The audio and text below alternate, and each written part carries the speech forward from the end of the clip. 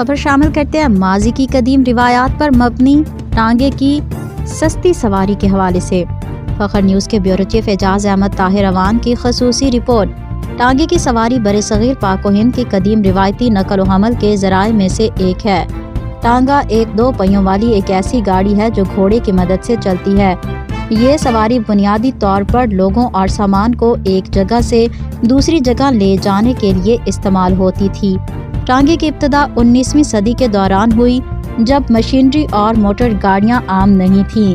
برطانوی دور حکومت میں ٹانگا عام لوگوں کے لیے ایک اہم اور سستا سفری ذریعہ تھا۔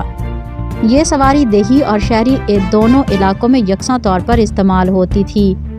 خاص طور پر تنگ گلیوں اور بازاروں میں ٹانگا لکڑی اور دھات سے تیار کیا جاتا ہے اور اس میں 2 یا 4 افراد کے بیٹھنے کی گنجائش ہوتی تھی۔